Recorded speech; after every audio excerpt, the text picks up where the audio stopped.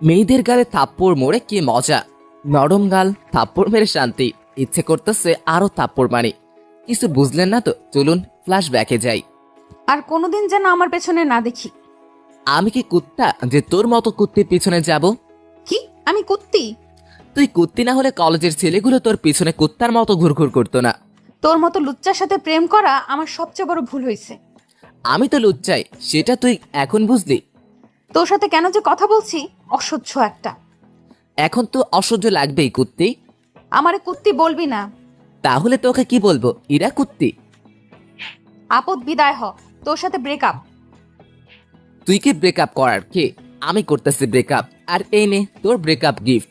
বলে মুখ থেকে চুইংগামটা বের করে ওর চুলে আটকায় দিলাম। যা, আমি তোকে ভুলে যাব, কিন্তু এই চুইংগামের জন্য তুই আমাকে মনে রাখবি। টাটা XGF বলেই দিলাম দৌড়। এখানে থাকলে হয়তো কপালে কষ্ট ছিল। এই হলো ফ্ল্যাশব্যাক। এখন বর্তমানে আসুন, আপনাদের সাথে পরিচয়টা সেরে ফেলি। আমি ইমন, ইন্টার সেকেন্ড ইয়ারে পড়ি। বাবা মার দুই মাত্র সন্তান, বর্তমানে এলাকার বাইরে আছি। আর যার থেকে পালিয়ে আসলাম উনি হলেন আমার GF, সরি XGF, ইরশাদ জাহান ইরা। আমরা সেম ইয়ারেই পড়ি। এরাও এখানে পড়তে আসছে, গার্লস হোস্টেলে থাকে, আর আমি ম্যাসে। 1 বছর হলো ওর আর আমার রিলেশনের। 1 বছর রিলেশনে প্রায় প্রতি সপ্তাহে একবার ঝগড়া হবে, আর বাকি দিনগুলো রাগ করে চলে যেত। আমি ইরাকে প্রথম প্রপোজ করেছিলাম। কিছুদিন ঘোরাঘুরির পর রাজি হয়েছিল। ভেবেছিলাম এবার হয়তো লাইফটা মজায় কাটবে, কিন্তু এই মেয়ে যে প্যারা দেওয়া শুরু করছিল, কিছু হইলেই গাইল মায়ের সব একসাথে। আজ আমিও সবগুলো শোধ তুলে নিলাম। সুদে আসলে নরম গালগুলোয় থাপ্পড় মেরে যে কি মজা। ইচ্ছে করতেছে গিয়ে আরো 2-1টা মেরে আসি, কিন্তু বেশি জিনিস ভালো না, তাই আর যাব না। বন্ধুদের কাছে আসলাম, তখন সিয়াম বলল, কিরে হাঁপাছিস কেন? মামা ইরার সাথে ব্রেকআপ করে আসলাম। তাহলে থাম, আমি গিয়ে প্রপোজটা করে আসি। যা, ওকে আমি থাপ্পড় মেরে আসলাম, আমার রাগটা ও তোর উপর দিয়ে দিবে। তাহলে থাক, চল মেসে যাই। চল। ম্যাসে এসে বিছানায় শরীরটা ছড়িয়ে দিলাম। তখনই ফোনটা বেজে উঠল। হ্যালো, কে? নাম্বারটা দেখো। ভাইয়ার নাম্বার। ভাইয়া বলো। একটা ঘটনা ঘটেছে। কে মরলো আবার? আরে ধুর, ফাজলামি করিস না। কি হয়েছে সেটা বলো। আমি যখন কুমিল্লায় থাকতাম তখন একটা মেয়ে আমার সাথে কাজ করতো। মেয়েটা অনেক সুন্দরী। ভালো তো। আমি মেয়েটাকে ভালোবাসি। ভালো তো, তারপর? মেয়েটাও আমাকে খুব ভালোবাসে। ভালো তো, তারপর? আমি ওকে বিয়ে করতে চাই। ভালো তো, তারপর? তুই আব্বা আম্মুকে বল না। তারপর? শুধু তারপর তারপর করছিস কেন? কি করবো সেটা বল। তাতে আমি কি পাবো? কি চাস? বাইক। ওকে, কিন্তু আগে কাজ। ওকে, তুই আম্মুকে গিয়ে বল। তুই আয় না। টিসির জন্য অ্যাপ্লাই করছিলাম না, ওটার জন্য থাকতে হবে। ও আচ্ছা, তারপর? আমি আব্বু আম্মুকে ফোন করে পুরো পাম দিতাছি। তুই আমার ভাই, তুই ছাড়া আমার কে আছে বল। হইছে, মনেও পাম দিও না, আমার কথাটা যেন মনে থাকে। থাকবে। শুন, ফোনে লোড দিয়ে দে, আম্মুকে ফোন দিতে হবে। 2 মিনিট দাঁড়া। ফোনটা কেটে দিলাম। কিছুক্ষণ পর ভাইয়া 100 টাকা লোড দিয়ে দিল। আম্মুকে ফোন দিলাম। কেমন আছো আম্মু? ভালো বাবা, তুই? ভালো, কিছু কথা ছিল। ফোনে টাকা নেই, কলটা ব্যাক করো তো। ফোনটা কেটে দিলাম। একটু পর আম্মু ফোন দিল। হ্যাঁ, কি বলবি বল। আসলে আম্মু, ভাইয়া না একটা মেয়েকে খুব ভালোবাসে, ওকে বিয়ে করতে চায়, কিন্তু ভয়েতে বলতে পারছে না। আম্মু, মেয়েটা না অনেক ভালো, দেখতে অনেক সুন্দরী, পরীর মতো দেখতে। তুমি না করো না আম্মু, আর আব্বুকে রাজি করাও, প্লিজ প্লিজ প্লিজ। আচ্ছা, আমি ফাহাদের সাথে কথা বলতেছি, আর তোর আব্বুকেও বলতেছি। ওকে আমার সুইট মা, তুমি দুনিয়ার বেস্ট মা। হইছে, আসবি কোন দিন? টিসি দিলেই আমি চলে যাব। আচ্ছা, ভালোভাবে থাকিস। ফোনটা রেখে দিয়ে ঘুমিয়ে পড়লাম। বিকেলে ঘুম থেকে উঠলাম। বিকেলে সিয়ামকে নিয়ে বাইরে ঘুরতে বের হলাম। ঘোরাঘুরি করে ম্যাচে আসলাম। রাতে ভাইয়ার ফোন। হ্যালো, কি করিস? পাম দিস না, আম্মু ফোন দিছিল। দিছিল। কি বললো? বিয়ের বাসার নম্বর নিল আর বিয়ের ডেট ঠিক করলো। তোর তো ঈদ লেগে গেল তাহলে। ধুর বেটা, বিয়ে কোন দিন? আগামী শনিবার তুই আসবি না? না, পরের রবিবার আমার টেস্টে দিবে, ওটা নিয়ে যাব। আমার বিয়ে আর তুই আসবি না? মন খারাপ করিস না ভাইয়া, আমি যাব এখন। তাহলে আমি ডেট পিছিয়ে দেই। না, পিছানোর দরকার নাই, আমি বিয়ের কয়েকদিন পরেই যাব। ফোনটা কেটে দিলাম। ভাইয়া, আমি অনেক ফ্রি বন্ধুর মতো রাতে খেয়ে দিলাম ঘুম। পরে আর কলেজে গেলাম না। এরই মধ্যে ভাইয়ার বিয়ে হয়ে গেল। ভাবির সাথে এই কয়েকদিনে অনেক কথা হয়েছে, ভাইয়ার সাথেও অনেক কথা হয়েছে। ইরার কথা অনেক মনে পড়েছে, ওর পাগলামিগুলো মিস করতাম, কিন্তু কিছু করার নেই। ব্রেকআপ তো ও করেছে। আজ টিসি দেওয়ার কথা। কলেজে গেলাম, কলেজে গিয়ে দেখি ইরার বান্ধবী টিশার সাথে দেখা। কেমন আছো? ভালো, তুমি? ভালো। হেতে কোথায়? বাসায় গেছে, ওর বোনের বিয়ে। ভালো থাকো। একেবারে চলে যাচ্ছি। ও আচ্ছা, ভালোভাবে যেও। টিসি নিয়ে সিয়ামের সাথে ম্যাচে আসলাম। আমি আর সিয়াম দুজনেই টিসি নিচ্ছি, কারণ আমরা ছোট থেকে একে অপরের সাথে থাকি। আমার এই জায়গায় চয়েসে আসে দেখি সিয়ামও আমার সাথে ভর্তি হয়। এখন দুইজনেই ট্রান্সফার নিলাম, নিজ শহরে যাব, বাঘের মতো চলাফেরা করব। পরের দিন ব্যাগ নিয়ে বেরিয়ে পড়লাম। বাসে উঠলাম, কিছুক্ষণ পর বাস ছেড়ে দিল। 6 ঘন্টা যাত্রা করে বিকেলের দিকে বাসায় আসলাম। বাসায় এসে কলিং বেল টিপ দিলাম। কিছুক্ষণ পর একজন মেয়ে এসে দরজা খুলে দিল। এটা নিশ্চয়ই আমার ভাবিজান। ভাইটু। কেমন আছো? জড়িয়ে ধরে। ভালো, ভেতরে আসো। আগে বলো ভাইয়া কই? রুমে আছে। ভাইয়ার রুমে গেলাম। ভাইয়া ঘুমাচ্ছে। ভাইয়া, আয় ভাইয়া। আরে তুই কখন এলি? এখনই। বাইক কই আমার? পরে কথা হবে, এখন ঘুমাতে দে। ও, কাজের সময় কাজে, কাজ ফুরালে পাজি। ভাবি তুমি কিছু বলো না। কি হয়েছে? আমি কিছুই তো বুঝলাম না। ভাবিকে সব কথা বললাম। তাহলে তুমি দেখো ভাইয়া কি আমার সাথে অন্যায় করতেছে না? ঠিকই তো, কাল তোমার বাইক কিনে দিবে। তুমি যাও, গিয়ে ফ্রেশ হয়ে নাও। ঠিক আছে ভাবি, তুমি না অনেক কিউট আর ভালো, একদম আমার মায়ের মতো। হয়েছে, আর পাম দিতে হবে না, যাও ফ্রেশ হয়ে নাও। আম্মুর সাথে কথা বলে আসি। আম্মুর কাছে গেলাম। আম্মু রান্নাঘরে রান্না করতেছে, পিছন থেকে জড়িয়ে ধরলাম। কেমন আছো মা? আরে তুই কখন আসলি? একবারও ফোন করলি না যে। এত প্রশ্ন, আমি যেটা প্রশ্ন করছি উত্তর দাও। তুই এসে গেছিস, এখন ভালো থাকবো। যা রুমে গিয়ে ফ্রেশ হয়ে নে। রুমে গেলাম, ফ্রেশ হয়ে একটা ঘুম দিলাম। একেবারে রাতে উঠলাম, উঠে ফোন টিপতে লাগলাম। একটু পর আম্মু খেতে ডাকলো। গিয়ে দেখি সবাই বসে আছে, সবার সাথে অনেক গল্প করলাম। খেয়ে সে কানে ইয়ারফোন লাগিয়ে গান শুনতে লাগলাম। রাতে ঘুমানোর আগে আমার গান না শুনলে আমার ঘুম আসে না। গান শুনতে শুনতে কখন যে ঘুমিয়ে পড়ছি। সকালে ভাবির ডাকে ঘুম ভাঙলো। ইমন, ওঠো। ভাবি, আর একটু ঘুমাই না। ঘুমাও তাহলে, আর বাইক কিনতে যেতে হবে না। বাইক? হুম। আচ্ছা, আমি 5 মিনিটের মধ্যে আসতেছি। ফোনে বেশি চার্জ ছিল না, তাই হয়তো আমি ঘুমের পরেই বন্ধ হয়ে গেছে। ফোন চার্জে দিয়ে ফ্রেশ হয়ে নিচে গেলাম। নাস্তা করে আমি, ভাবি আর ভাইয়া বেরিয়ে পড়লাম। শোরুমে গিয়ে বাইক কিনলাম। এই নাও চাবি, ঘুরে আসো। আমি চাবিটা নিয়ে ভাইয়ার হাতে দিলাম। বাইকটা তোমাদের দেওয়া, তাই প্রথম তোমরাই ঘুরো, বাসায় দেখা হবে। ভাইয়া প্লাস ভাবি প্রথমে মানতে চাইছিল না, আমি জোর করে ওদের পাঠিয়ে দিলাম। তারপর সিয়ামকে ফোন দিয়ে আসতে বললাম। কিছুক্ষণ পর সিয়াম আসলো, দুজন ঘুরতে লাগলাম। ঘোরাঘুরি করতে করতে মাঠের দিকে গেলাম। তখনই পিছন থেকে কে যেন ডাক দিল। পিছনে তাকিয়ে দেখি মিতু, স্কুল লাইফের ফ্রেন্ড। কি রে, কেমন আছিস? ভালো, তুই? ভালো। কোন দিন আসলি তোরা? কালকে আসছি, চল বসে গল্প করি। 3 জন মিলে মাঠে বসে গল্প করলাম। দুপুরে বাসায় এসে খাওয়া দাওয়া করে দিলাম ঘুম। বিকেলে উঠে বাইরে বেরিয়ে পড়লাম। সন্ধ্যায় বাসায় আসলাম। ভাবি আর ভাইয়ের সাথে বসে অনেকক্ষণ ধরে গল্প করে খাওয়া দাওয়া করলাম। এভাবেই 1 সপ্তাহ কেটে গেল। ভাবির সাথে খুব ভালো সম্পর্ক গড়ে উঠল। ভাবি আমাকে নিজের ভাইয়ের চোখেই দেখে। আমার কোনো বোন আর ভাবির কোনো ভাই না থাকায় ভাবি আমাকে ভাই বলেই ডাকে, কিন্তু আমি ভাবি বলেই ডাকি। এর মধ্যে কলেজে ভর্তি হয়ে গেলাম। ইমন, উঠ, কলেজে যাবি না? হুম কখন কলেজ ছুটি দিবে?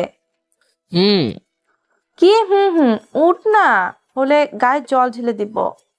উঠতেছি তো। উঠে ফ্রেশ হয়ে এসে নাস্তা করে বাইকটা নিয়ে কলেজে আসলাম। ক্লাস শেষ করে বাইরে আসলাম, তখনই ভাবির ফোন। কলেজ থেকে ক্লাস করে বের হতেই ভাবির ফোন। হ্যালো ভাবি। ভাই, আমার একটা কাজ করে দিতে পারবি? বলো। আমার বোন আজ আসবে, তুই যদি ওকে একটু স্টেশন থেকে নিয়ে আসতিস। আচ্ছা, কিন্তু আমি চিনবো কেমন করে? ও নীল ড্রেস পরে আছে, একটু তাড়াতাড়ি যা ভাই আমার, ও ওয়েট করে আছে। বলেই ভাবি ফোনটা কেটে দিল। বন্ধুদের থেকে বিদায় নিয়ে স্টেশনে আসলাম। এখানে তো অনেক মেয়ে নীল ড্রেস পরা থাকতে পারে, কিন্তু ভাবির বোনকে চিনবো কেমন করে? কিছুক্ষণ ঘোরাঘুরি করার পর একটা নীল ড্রেস পরা মেয়ে দেখতে পেলাম, কিন্তু মাথা নিচু করে বসে আছে। আমি তার কাছে গেলাম। এইটাই হয় মনে হয়, কিন্তু এইভাবে বসে আছে কেন? এই যে বেয়ান সাহেব, ভিক্ষা করা হলে বাসায় যাই। মেয়েটা মাথা তুলে আমার দিকে তাকালো। মেয়েটাকে দেখে আমার তো শক খেয়ে মারা যাওয়ার অবস্থা। কুত্তা, তুই এখানে? এই কুত্তি, আমি এখানে আমার ভাবির বোনকে নিয়ে আসতে এসেছি, কিন্তু তুই এখানে কেন? আমি আমার বোনের বাসায় এসেছি। তোর বোনের নাম কি? রিয়া। আর দুলাভাই? ফাহাদ। হোয়াট দ্য আরে ফুডা কপাল, শেষমেশ আমার এক্স কিনা আমার ভাইয়ের শালি। উপরওয়ালা ঠাডা ফেলাও আমার উপরে। কি রে, চুপ কেন? কি বলবো, সবই কপাল। চল এখন। আমি কেন যাব তোর সাথে? তোকে এখনো জুতা মারিনি, তোর কপাল। আমার সাথে যাবে কারণ তোর দুর্ভাগ্য বশত তোর বোন আমার ভাবি, আর আমার ভাইয়ের তুই শালি। আমার কথা শুনে ইরার উপর ঠাডা পড়ার মতো অবস্থা। আমি এই বিয়ে মানি না, আমি এক্ষুনি আপুকে বাসায় নিয়ে যাব। তাই নাকি? যা, আমি আমার ভাইয়ের আবার বিয়ে দিব। আমার কথাটা শুনে ইরা চুপ করে রইল। কি, বাসায় যাবেন না ফিরে যাবেন? ইরা ব্যাগটা নিয়ে উঠে দাঁড়ালো আর সামনের দিকে হাঁটা শুরু করলো। ও সামনে হাঁটছে আর আমি পিছনে পিছনে। আমি বাইকের কাছে এসে থেমে গেলাম, কিন্তু ও হাঁটতে থাকলো। এই যে ম্যাডাম, বাইক এখানে। ও পিছনে তাকালো, আবার আমার কাছে আসলো। আমি বাইক স্টার্ট দিলাম, কিন্তু ও দাঁড়িয়েই রইলো। কি হলো, ওঠার ইচ্ছে আছে কি? ইরা কোনো কথা না বলে বাইকে উঠে বসলো। বাসার দিকে যেতে লাগলাম, তখন ইরা বলল, শোন আপু যেন না জানে যে তুই আমাকে চিনিস আর আমাদের সম্পর্ক ছিল। সেটা তুই না বললে আমি বলতাম। ভালো। বাইক চালাচ্ছিলাম, হঠাৎ করে সাইডে মিরর ইরার চেহারাটা দেখলাম। বাতাসে চুলগুলো উঠছিল আর ইরা ওগুলো হাত দিয়ে ঠিক করছিল। খুব সুন্দর লাগছিল। চুইংগিমারের জন্য একটা নতুন হেয়ার কাটিং দিতে পারলি, একটা থ্যাঙ্কসও দিলি না। কুত্তা, ওই দিন যদি তোরে পাইতাম, জানিস আমার চুইংগাম উঠাতে কত কষ্ট হয়েছে। ভালো তো। ইরা আর কোনো কথা বলল না। বাসার সামনে আসতে রাস্তায় মিতুর সাথে দেখা। মিতু দেখার সাথে সাথে ডাক দিল, কই যাস? মার্কেটে যাব একটু। এটা কে? ভাবির বোন। আমাকে একটু মার্কেটে নিয়ে যাবি? তুই দাঁড়া, আমি নামিয়ে দিয়ে আসছি। আচ্ছা, তাড়াতাড়ি আয়। আমি বাইকটা নিয়ে বাসার সামনে আসলাম। ভিতরে যান, আমি আসছি। ইরা কিছুক্ষণ আমার দিকে তাকিয়ে রইল। আমি বাইকটা ঘুরিয়ে চলে আসলাম। মিতুকে নিয়ে মার্কেট করলাম। মার্কেট শেষ করে বাসায় আসলাম। বাসায় এসে ফ্রেশ হয়ে শুয়ে পড়লাম। কিছুক্ষণ পর ভাবি খাওয়ার জন্য ডাকলো। নিচে গেলাম খাওয়ার জন্য। গিয়ে দেখি এরা বসে আছে। আমি ওর সামনে বসে পড়লাম। আমি নিজের মতো খেতে লাগলাম আর ভাইয়া আর ভাবির সাথে কথা বলতে লাগলাম। এরা মাঝে মাঝে আমার দিকে তাকাচ্ছিল, মনে হয় কিছু বলতে চাইতেছিল। আমি খাওয়া শেষ করে উপরে আসতে যাব, তখনই ভাবি ডাক দিল, ইমন, এরাকে একটু ঘুরিয়ে নিয়ে আসিস প্লিজ। আমি আজ পারবো না, বাসায় অনেক কাজ আছে। আচ্ছা ভাবি, ওনাকে রেডি থাকতে বলিও। বলে নিজের রুমে চলে আসলাম। বিকেলে বাইকটা বের করে ইরার জন্য অপেক্ষা করতে লাগলাম। আসতে দেরি করছিল দেখে বাইকের হর্ন দিতে লাগলাম। কিছুক্ষণ পর ইরা আসলো। সাদা ড্রেস, কপালে কালো টিপ, খোলা চুল, জাস্ট অসাম লাগছিল ওকে। ইরা আমার সামনে এসে দাঁড়িয়ে গেল। আমি মাথা থেকে হেলমেট নামিয়ে দিলাম। উঠুন। ইরাকে নিয়ে বাইকে ঘুরতে লাগলাম। হঠাৎ করে ফোনটা বেজে উঠলো। বাইকটা থামিয়ে ফোনটা বের করলাম। বের করে দেখি মিতুর ফোন। হ্যালো। কই তুই? পার্কের পাশের রাস্তায়। পার্কে আয়, আমি ওয়েট করছি। আচ্ছা দাঁড়া। ফোনটা রেখে দিয়ে পার্কে গেলাম। গিয়ে দেখি মিতু বসে আছে। আমি বাইকটা রাখলাম আর ইরাকে বললাম, আপনি এখানে বসুন, আমি আসছি। আসলে আমি এখানে এসেছি ইরাকে জ্বালানোর জন্য না হলে আসতাম না। আমি ভালো করেই জানি ইরা আমাকে এখনো খুব ভালোবাসে, কিন্তু প্রকাশ করে না। আমি মিতুর পাশে গিয়ে বসলাম, ওর সাথে কথা বলতে লাগলাম। এদিকে ইরা একাই বসে আছে আর ভাবতেছে। কুত্তাটা কোনো দিন ভালো হবে না, এই জন্যই ওর সাথে আমার রিলেশনটা ভাঙলো। ইচ্ছে করছে গিয়ে মাথা ফাটিয়ে দেই। কিরকম কাছে গিয়ে বসে আছে কুত্তা, লুচ্চা বজ্জাত। ইরা ইমনকে যে ইচ্ছে করে গালি দিতে লাগলো। ইমন আর মিতু কথা বলতেছিল। হঠাৎ করে মিতু ইমনের কাঁধে ওর মাথাটা রাখলো। সেটা দেখে ইরার রাগ চরম সীমানায় পৌঁছে গেল। ইরা ইমনের বাইকটাতে একটা লাথি দিল, বাইকটা নিচে পড়ে গেল। আমি পিছন থেকে একটা শব্দ পেয়ে পিছনে তাকিয়ে দেখি বাইকটা নিচে পড়ে আছে। আমি লাফ দিয়ে উঠে বাইকটার কাছে আসলাম। ও খোদা, আমার নতুন বাইক! ইরা তখন সাইড থেকে একটা লাথি দিয়ে বাইকের পিছনের ইন্ডিকেটর মারলো। সাথে সাথে ওটা ভেঙে পড়ে গেল। ওই খাড়া খাড়া, আমার নতুন বাইকের ভাঙার সাহস কেমন হয় তোর কুত্তি? কুত্তা, তোর বাইকেরও ভাঙবো আর তোকেও। বলেই আমার পায়ে লাঠি দিয়ে মারলো। এত জোরে মেরেছে যে পায়ে লাগার সাথে সাথে ব্যথা শুরু হয়ে গেল। আরে আরে লাগছে তো, একে তো আমার বাইক ভাঙছস, তার উপর আমাকে মারলি, আজ তোকে ছাড়বো না, আমাকে মারা, আজ তোকে ছাড়বো না। বলেই ওর হাতে লাঠিটা নিয়ে ফেলে দিলাম। ওর কোমরে এক হাত দিয়ে ওকে টান দিয়ে নিজের কাছে নিয়ে আসলাম। ইরা সারার জন্য ছটফট করছে। কুত্তা ছাড় আমায়। আমি ওর ঠোঁটে হাত দিয়ে চুপ করতে বললাম। ইরা ঠোঁটের কাছে ঠোঁট নিয়ে গেলাম। ইরা বড় বড় চোখ করে আমার দিকে তাকালো। ওর আরো কাছে যেতে নিজের চোখ বন্ধ করে ফেললো। তখন ইরা মনে মনে বলল, ইমনের এমন কাজে আশায় কেমন জানি ভেতরে একটা অন্যরকম ভালো লাগা কাজ করতে লাগলো, তাই নিজের চোখ বন্ধ করে ফেললাম। আমি ওর ঠোঁটের কাছে ঠোঁট নিয়ে গেলাম। ওর নিঃশ্বাসের শব্দ স্পষ্ট শুনতে পাচ্ছিলাম। ওর কাছে যাওয়া, ও আরো জোরে নিঃশ্বাস নিতে লাগলো। ওর ঠোঁটগুলো যেন আমাকে টানতে লাগলো। ওর ঠোঁটগুলো গোলাপের পাপড়ির মতো লাগছিল। আমি ওর ঠোঁটের সাথে ঠোঁট মিলিয়ে দিলাম। ইরাকে কিস করার সাথে সাথে ও চোখ খুলে ফেললো। তখন ইরা মনে মনে বলল, ইমন কিস করার সাথে সাথে কেমন যেন একটা ভালো লাগা অনুভূতি কাজ করতে লাগলো। প্রথমে কিছুটা ভয় পেয়েও গেছিলাম। 3 মিনিট পরে ইরাকে ছেড়ে দিলাম। দুজনে হাঁপাতে লাগলাম। আজ প্রথম ইরাকে কিস করলাম। কুত্তা, তুই আমাকে কিস করলি কেন? তুই আমার বাইক ভাঙতে চাইছিলি কেন? আমার ইচ্ছে হয়েছে, আমি ভাঙছি। আমারও ইচ্ছে হয়েছে, আমি কিস করছি। কেন, আমার ঠোঁট কি তোর বাপের সম্পত্তি? না, আমার ভাবির সম্পত্তি। তাই দেখে তুই আমাকে কিস করবি? সেটা আমার বাইক ভাঙচুর করার আগে ভাবা দরকার ছিল। ইরা আর কোনো কথাই বলল না। মিতুর কথা মনে পড়তেই আমি মিতুর কাছে আসলাম। মিতু ফোন টিপতেছে। তাহলে পিছনে কি হয়েছে ও হয়তো দেখেনি। তখন মিতুকে জিজ্ঞেস করলাম, কিরে কি করিস? তুই কই গেলি তখন? একটা কাজ ছিল, বাসায় যাব, চল। চল। মিতুকে বিদায় দিয়ে ইরার কাছে আসলাম। ইরা গাছের সাথে হেলানি দিয়ে দাঁড়িয়ে আছে। আমি বাইকটা তুলে স্টার্ট দিলাম। ইরা পিছনে এসে বলল, ইরার সাথে লজ্জায় কোনো কথা বলার ইচ্ছে হচ্ছে না। কেমন করে কি যে হয়ে গেল। ইরা ভাবতে লাগলো, ইমন কি তাহলে এখনো আমাকে ভালোবাসে? আমি তো এখনো ওকে ভালোবাসি, কিন্তু কুত্তাটা বুঝলে তো সব সময় ওর লুচ্চামি করতেই লাগবে। মনে হচ্ছে গলা টিপে মেরে ফেলি বাদরটাকে। আমি নিজেও ভাবতে পারিনি ইমন আমাকে কিস করবে। এসব ভাবতে ভাবতে ইরার ঠোঁটের কোণে একটা মুচকি হাসি ফুটে ওঠে। দুজনে বাসায় আসলাম। ওকে নামিয়ে দিয়ে বাইকটা রাখলাম। তারপর নিচের রুমে গেলাম। ফ্রেশ হয়ে শুয়ে পড়লাম। কিছুক্ষণ পর আম্মু খেতে ডাকলো। গিয়ে দেখি ইরা বসে আছে। আম্মু, ভাইয়া আর আব্বু কই? ওরা আসেনি, তোরা খেয়ে নি। ইরা আমার সামনে বসে আছে। দুজনে মাথা নিচু করে খেতে লাগলাম। ভাবি আসলো। কি রে ইরা, কেমন ঘুরলি? ভালো আপু, জায়গাটা অনেক সুন্দর।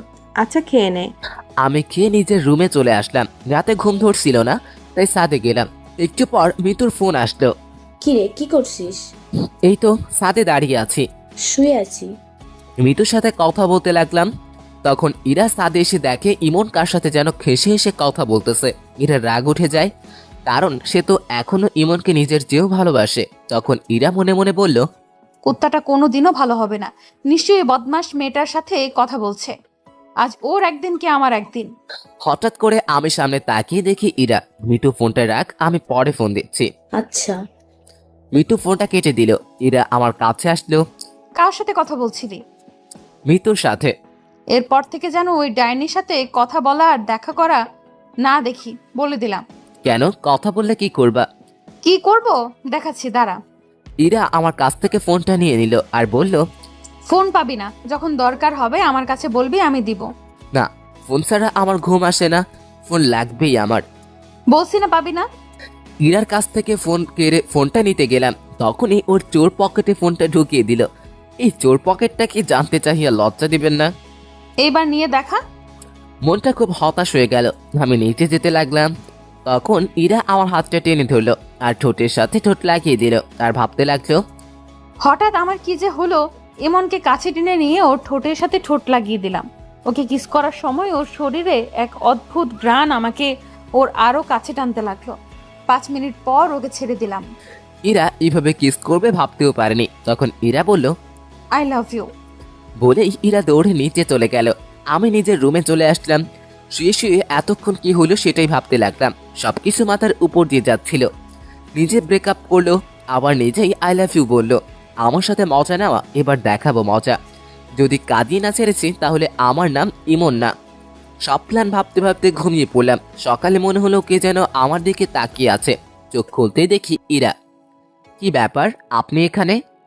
আপনি কাকে বলছো? আপনাকে? মজা নেওয়া বাদ দে, মাইর খাবি কিন্তু। অচেনা কাউকে তো আপনি করেই বলতে হয়। ফাইজলামি বাদ দে, নিচে আয়, আপু নাস্তা করতে ডাকতেছে। বলেই ইরা নিচে গেল, কিছুটা রেখে গেছে। আমি ফ্রেশ হয়ে নিচে গেলাম। সবাই টেবিলে বসে, আমি ইরার মুখোমুখি চেয়ারে বসলাম। খাওয়ার মধ্যেই ইরা পায়ের উপর পা উঠে দিল। আমি ওর দিকে তাকাতেই ও মুচকে একটা হাসি দিল। আমি টেবিল থেকে প্লেট নিয়ে উঠে সোফায় গিয়ে বসলাম। তখন ভাবি বলল, কিরে ওখানে গিয়ে বসলি কেন? টিভি দেখতে দেখতে খাবো। তারপর সবাই খাওয়া শেষ করে যে যার মতো চলে গেল। ভাবি আর আম্মু রান্নাঘরে গেল। ইরা আমার পাশে এসে বসলো। আমি ওর দিকে না তাকিয়ে টিভি দেখতে লাগলাম। একটু পর ইরা আমার দিকে চেপে আসলো। আমি একটু সরে বসলাম, ও আরো চেপে আসলো। ধীরে ধীরে আমি একেবারে সোফার কোণায় চলে আসলাম। ইরা আমার শরীরের সাথে চেপে বসে আছে। আমি ওর দিকে তাকালাম, ও টিভির দিকে তাকিয়ে মুচকি হাসি দিচ্ছে। এই যে শুনছেন? কিছু বলবা? না, কিছু বলবো না। এমন ভাব করছে যেন কিছুই বুঝে না। ধুর, এখানে আর থাকবোই না। যেই উঠতে যাব, ইরা আমার হাত ধরে আবার সোফায় বসিয়ে দিল আর আমার কোলে বসে পড়ল। আরে কি হচ্ছে? আম্মু ভাবি কেউ দেখে ফেলবে তো। দেখলে দেখুক, আমার কি। এখন চুপ থাকো, টিভি দেখতে দাও। ধুরবাল, ভালো লাগে না। না পারছি উঠতে, না পারছি বসে থাকতে। মুটকিটার ভরে তো পা ব্যথা করে গেল। আর একবার মুটকি বললে গলা টিপে মেরে ফেলবো। শুনলো কেমনে? হঠাৎ করে ভাবির আওয়াজ পেলাম। আমি ভয় পেয়ে ইরাকে ধাক্কা মারলাম। ইরা মেঝেতে পড়ে গিয়ে জোরে চিল্লানি দিল। ওর চিল্লানি শুনে ভাবি রান্নাঘর থেকে চলে আসলো আর বলল, কিরে নিচে বসে আছিস কেন? বসে নেই, পড়ে গেছি। কেমন করে পড়লি? এই রে, এবার যদি বলে দেয় আমি ধাক্কা মেরে ফেলে দিছি, তখন আমি ভাবিকে বললাম, পা পিছলে পড়ে গেছে ভাবি। ও যা রুমে গিয়ে রেস্ট নে। তখন ইরা ভাবিকে বলল, তোর কি তার ছিঁড়া? দেখতে পারতেছিস না, উঠতে পারতেছি না, রুমে যাব কেমন করে? ইমন ভাই তুই একটু রুমে দিয়ে আয় না, আমাকে রান্নাঘরে যেতে হবে। না ভাবি, আমি পারবো না। যা না ভাই একটু, তুই তো আমার সুইট ভাই। হয়েছে হয়েছে, আর মাখন মারতে হবে না, আসুন। ইরার দিকে হাত বাড়িয়ে ইরা হাত ধরে উঠতে গিয়ে আবার বসে পড়ল। কি হলো? উঠতে পারছি না। তাহলে কেমনে নিয়ে যাব? কোলে করে নিয়ে যাও। না, পারবো না। তখন ভাবি বলল, আচ্ছা আচ্ছা ঠিক আছে। ভাবি রান্নাঘরে চলে গেল। আমি ইরাকে কোলে তুলে নিলাম। ইরাকে মুসকি মুসকি হাসছে। আমি ওকে ওর রুমে নিয়ে গেলাম। ও আমার গলা জড়িয়ে ধরেছিল। ওকে বিছানায় শুয়ে দিয়ে উঠতে যাব, কিন্তু ও আমাকে জড়িয়ে ধরে রইল। কি হলো, ছাড়েন? না, আগে পাপ্পি দাও, তারপর ছাড়বো। না, পারবো না। তাহলে আমিও ছাড়বো না। আমি ইরাকে নিজের থেকে জোর করে ছাড়িয়ে চলে আসতে যাব, তখন ও হাতটা টান দিয়ে দিল। আমি ওর উপর পড়ে গেলাম। ইরা নিচে, আমি ওর উপরে। ইরা আমাকে জড়িয়ে ধরল। মেয়েদের শরীরে এত নরম আগে জানতাম না। দয়া করে কেউ খারাপভাবে নেবেন না প্লিজ। আমি ইরার শরীরের সাথে মনে হয় মিশে গেছি। কি করছেন? সারেন, কেউ এসে যাবে তো। আগে পাপ্পি। পারবো না। আচ্ছা, আমি নিজে নিয়ে নিচ্ছি। যে ইরা আমার ঠোঁটের কাছে ঠোঁট নিয়ে আসতে লাগলো। ভাবি তুমি এখানে? কথাটা শুনে ইরা আমাকে ছেড়ে দরজার দিকে তাকালো। এই সুযোগে আমি পালিয়ে এলাম। কুত্তা, আমাকে টুপি পরানো, পরে দেখে নিব। আমি ওখান থেকে চলে আসলাম। নিজের রুমে এসে ফোন টিপতে লাগলাম। বিকেলে মিতুর ফোন আসলো। কই আছিস? বাসায়। দেখা করতে পারবি? কোথায়? বড় মাঠে আয়। আচ্ছা একটু দাঁড়া, আমি যাচ্ছি। বাসা থেকে বাইকটা নিয়ে বেরিয়ে পড়লাম। ইরার সাথে দেখা হয়নি, চুপচাপ চলে আসলাম। দেখতে পেলে কি যে করতো। মিতুর কাছে আসলাম। মিতুর সাথে অনেকক্ষণ গল্প করলাম। সন্ধ্যার দিকে হঠাৎ ফোনটা বেজে উঠলো। বের করে দেখি ভাবির ফোন। হ্যালো। কই তুই? আমি তো মার্কেটে আসলাম একটু। বাসায় আয় তাড়াতাড়ি। আচ্ছা। মিতুকে ওর বাসায় নামিয়ে দিয়ে বাসায় আসলাম। ফ্রেশ হয়ে ভাবির রুমে গেলাম। গিয়ে দেখি ইরা আর ভাবি গল্প করতেছে আর চা খাচ্ছে। তখন আমি ভাবিকে বললাম, ভাবি ফোন দিলে যে? সে কখন বের হয়েছিস না বলে তাই ফোন দিলাম। বস, তোর জন্য চা নিয়ে আসি। ভাবি চা আনতে গেল। আমি সোফায় বসে ফোনটা বের করে টিপতে লাগলাম। ইরা আমার সামনে এসে ফোনটা কেড়ে নিয়ে বিছানায় ছুঁড়ে মারলো আর রাগী গলায় বলল, কই ছিলি? মিতুর সাথে দেখা করতে গিয়েছিলাম। ও ফোন দিছিল, ওকে জ্বালানোর জন্য বললাম। তুই ওই ডাইনির কাছে গেছিস কেন? আমার ফ্রেন্ডের সাথে আমি দেখা করতে যাব, এটা স্বাভাবিক ব্যাপার। না, দেখা করতে যাবি না। ওই মেয়ের নজর ভালো না। 2 দিন দেখেই বুঝে গেলেন ওর নজর খারাপ। ও তোর দিকে কেমন করে তাকায়। তুই ওর সাথে কথা বলবি না, এমনকি কোনো মেয়ের সাথে কথা বলবি না। কেন? আমি কোন মেয়ের সাথে কথা বললে দোষ আর আপনি ছেলের সাথে কথা বললে কিছু না? আমার কথাটা শুনে ইরা চুপ হয়ে গেল। আসলে আমার ইরার ব্রেকআপ এই কারণেই হয়, ওর একটা ফ্রেন্ড ওকে লাইক করতো, আর আমি ওকে বলেছিলাম যাতে ওর সাথে কথা না বলে, কিন্তু ও শোনেনি। উল্টো আমি কোনো মেয়ের সাথে কথা বললে সে রাগ দেখাতো। এরই মধ্যে ভাবি চলে আসলো। ভাবি আসতেই ইরা নিজের জায়গায় গিয়ে বসলো। এনে চা। দাও। ভাবির সাথে অনেক গল্প করলাম। রাতে খাবার টেবিলে ইরা আমার দিকে মাঝে মাঝে তাকাচ্ছিল, কিন্তু কিছুই বলছিল না। রাতে খেয়ে ঘুমিয়ে পড়লাম। কাল থেকে কলেজ যেতে হবে। সকালে ইরার ডাকে ঘুম ভেঙে গেল। কি হলো? কলেজে যাবা না, উঠো। আমি কিছু না বলে উঠে ফ্রেশ হতে গেলাম। ফ্রেশে বেরিয়ে দেখি ইরা নাস্তা হাতে নিয়ে দাঁড়িয়ে আছে। টেবিলে নাস্তার প্লেটটা নিয়ে আমার কাছে আসলো। আপনি নাস্তা করেছেন? না, সকালে মিষ্টি নাস্তা করব দেখে নাস্তা করিনি। মানে? দাঁড়াও, দেখাচ্ছি। ইরা আমার কাছে আসলো, হালকা করে ঠোঁটে একটা কিস করলো। এই হলো আমার মিষ্টি নাস্তা, তাড়াতাড়ি নাস্তা করে রেডি হয়ে নিচে আসো। বলেই ইরা চলে গেল। আমি এখনো হয়ে দাঁড়িয়ে আছি। এই মেয়ের মতিগতি বোঝা আমার পক্ষে সম্ভব না। নাস্তা করে রেডি হয়ে ব্যাগটা নিলাম। নিচে আসতেই আম্মির ডাক পড়লো। আম্মু বলো। এই নে, 1000 টাকা হাতে ধরিয়ে দিয়ে, আমার কাছে তো টাকা আছে। লাগবে রেখে দে। আর ইরাকে সাথে নিয়ে যা, ওকে একটু তোদের কলেজটা ঘুরিয়ে দেখাস। ও বাসায় একা একা কি করবে? তোর সাথে গেলে মনটা একটু ভালো থাকবে। আচ্ছা, রেডি হতে বলো। আমি রেডি। পিছন থেকে ইরা বলল ও তার মানে আগে থেকেই ঠিক করা সবকিছু, তাই বলি হঠাৎ এত টাকা দিচ্ছে, সেটা আবার আম্মু, ভাবা যায়? হইছে হইছে, যা এখন। ইরার দিকে তাকালাম। নীল ড্রেস, খোলা চুল, জাস্ট রূপকথার রাজকন্যা। আমি বাইকটা বের করে আনলাম। ইরা বাইরে দাঁড়িয়ে আছে। আমি ইরার সামনে গেলাম। তখন ইরা আমাকে বলল, কেমন লাগছে আমাকে? আপনি কি ফ্যাশন শোয়ে যাচ্ছেন, না ছেড়ে পটাবেন যে এত সাজগোজ? ইরার মুখ কালো হয়ে গেল। ইরাকে এইভাবে দেখলে কলেজের যে কোনো ছেলে ক্রাশ খাবে।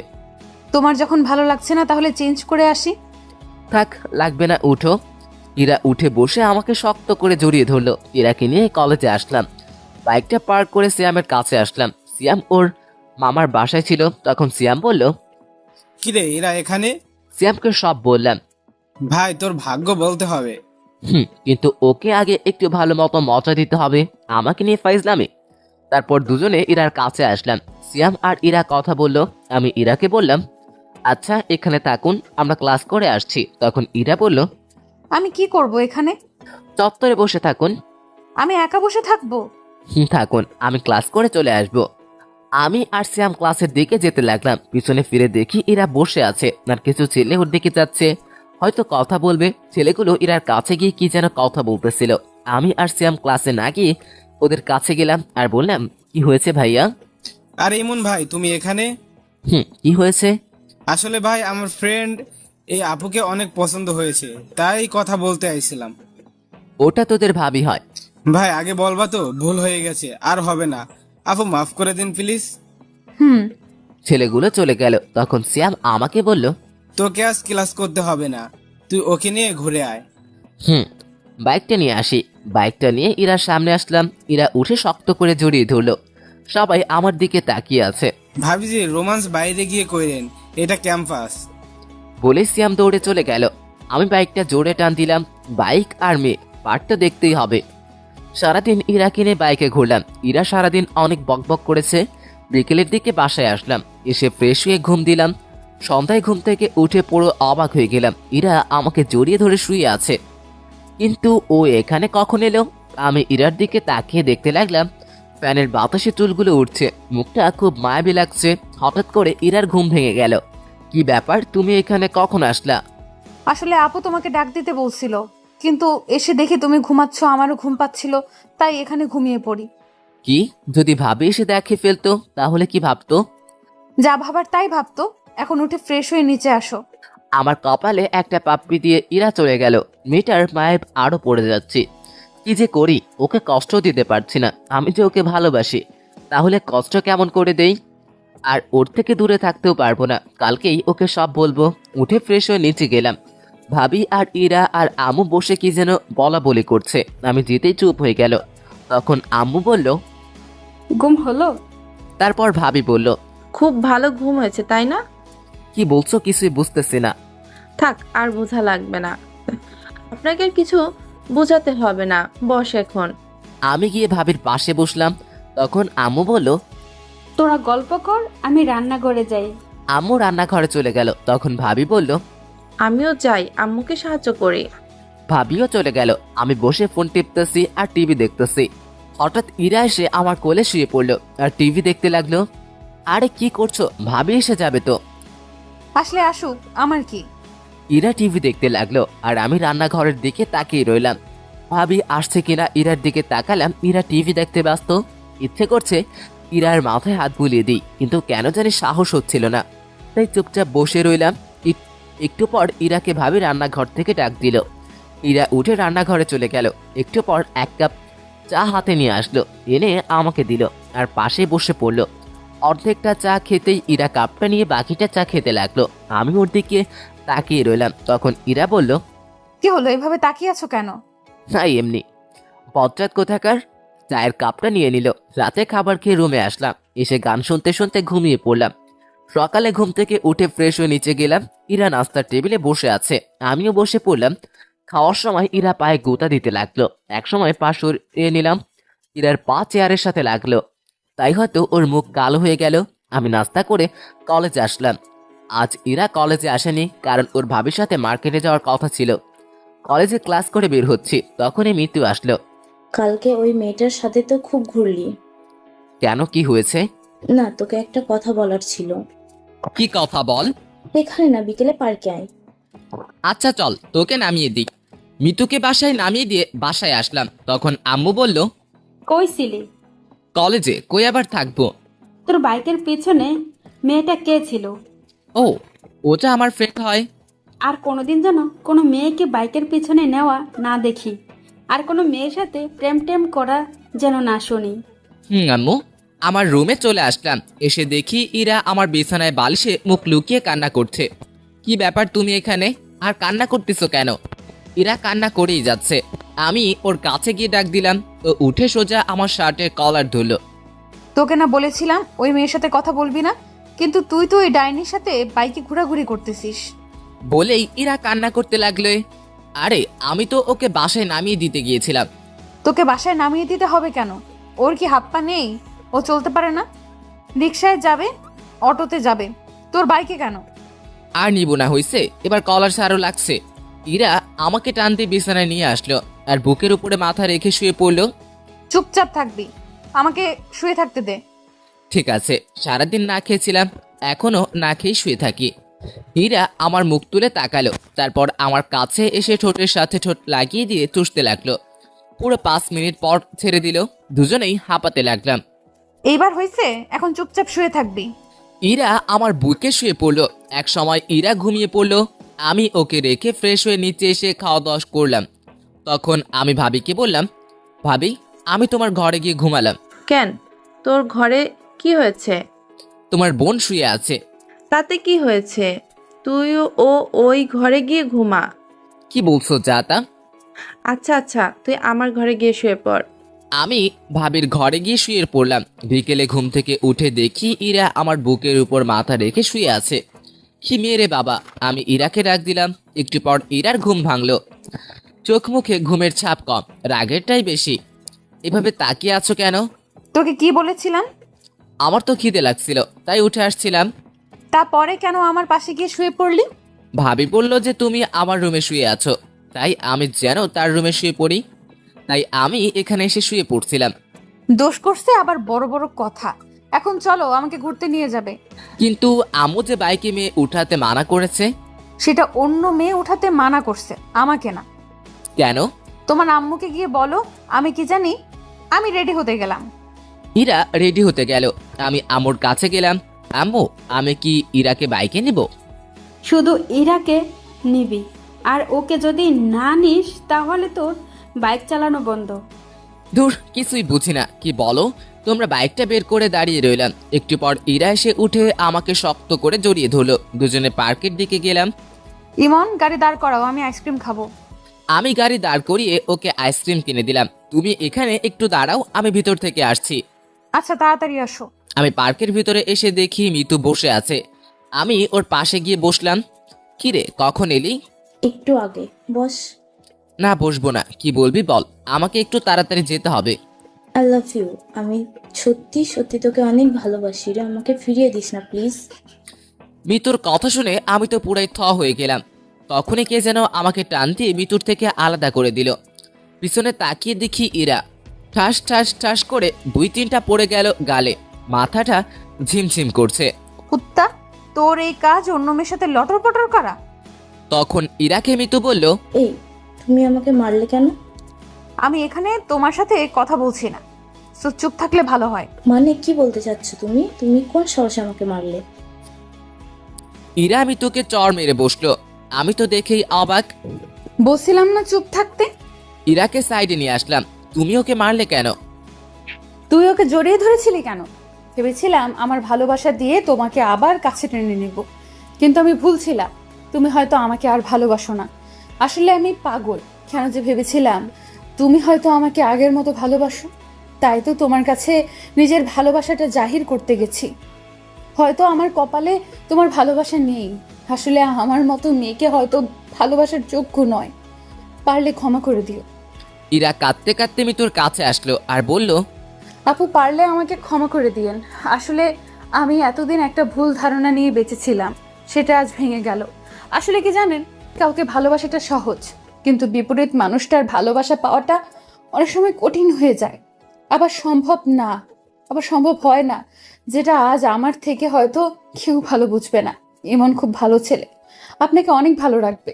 মাঝে মাঝে শয়তানি করে, কিন্তু জানেন কি, ওর এটাই আমাকে বেশি টানে। আপনি হয়তো ভাবছেন আমি এসব কেন বলছি। আপনি হয়তো এটাও ভাবছেন যে ইমনকে আমি আপনার থেকে কেড়ে নেব। সেটা নিয়ে ভাববেন না। আমি আপনাদের পথের কাঁটা হব না। ভালো থাকবেন। আর রাগের মাথায় তখন আপনাকে অনেক কিছু বলে ফেলেছি, পারলে মাফ করে দিন প্লিজ। কথাটা বলে ইরা ওখান থেকে কান্না করতে করতে চলে আসলো।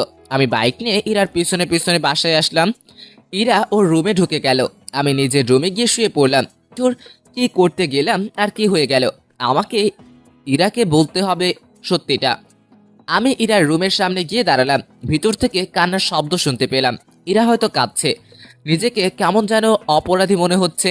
আমি ইরাকে ডাকতে শুরু করলাম, কিন্তু ইরা দরজা খুলল না। আমি দরজা ধাক্কাধাক্কি করতে লাগলাম। ইরা দরজা খুললো। তখন ইরা বলল, প্লিজ আমায় একটু একা থাকতে দিন। যদি আপনি আরেকবার এভাবে এসেছেন, তাহলে আমি এক্ষুনি এই বাসা ছেড়ে চলে যাব। কথাটা বলেই ইরা দরজা বন্ধ করে দিল। আমি রুমে চলে আসলাম। একটু পর ভাবি খাওয়ার জন্য ডাকলো, গিয়ে দেখি ইরা নেই। তখন আম্মু বলল, ইরার সাথে তোর কি হয়েছে? কই কিছু হয়নি তো। তাহলে ও কান্না করছে কেন? আমি আর কিছুই বললাম না, মাথা নিচু করে রইলাম। খেতে ইচ্ছে করছিল না, তাই না খেয়ে নিজের রুমে চলে আসলাম। চোখ বন্ধ করে শুয়ে আছি। একটু পর মাথায় কারো হাতের স্পর্শ পেলাম। চোখ খুলে দেখি ভাবি। আমার ভাইটার বুঝি মন খারাপ?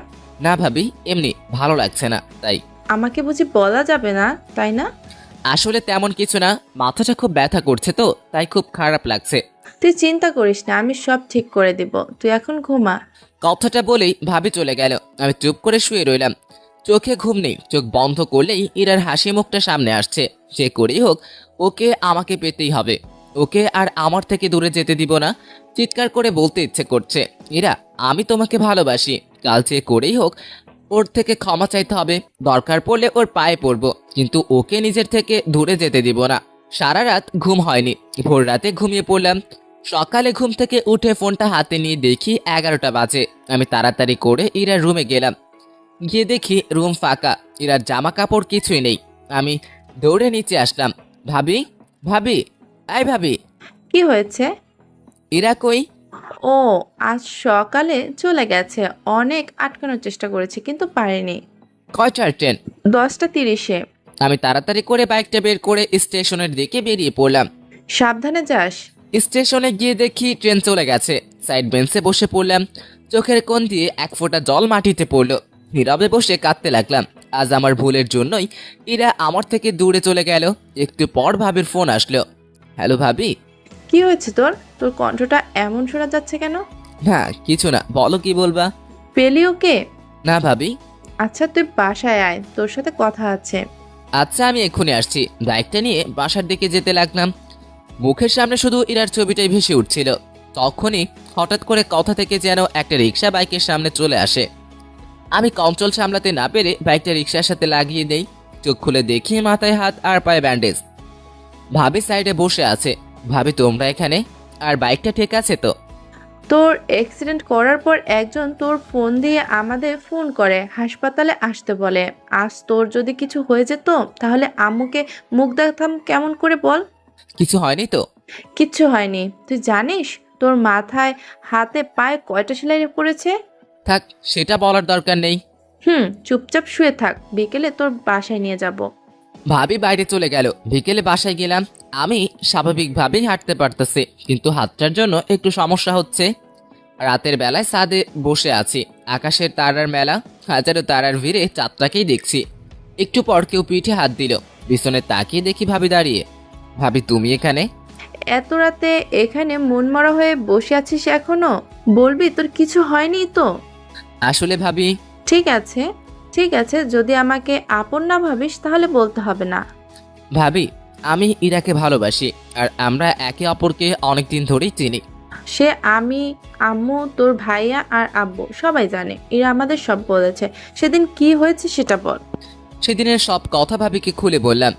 বুঝলাম এটা শুধু একটা ভুল বোঝাবুঝি। আসলে আমার বোনটার রাগ আর অভিমানটা একটু বেশি, বুঝলি? সেটা অনেক আগেই বুঝে গিয়েছি। আচ্ছা, আমি দেখি কি করা যায়, কিন্তু এরকম মন খারাপ করে বসে থাকা চলবে না। যা রুমে গিয়ে রেস্ট নে। এভাবে 5 দিন কেটে গেল। মাথা হাত পায়ের সেলাই খুলে ফেললেও দাগগুলো রয়ে গেছে। সকালে ভাবির ডাকে ঘুম ভাঙলো।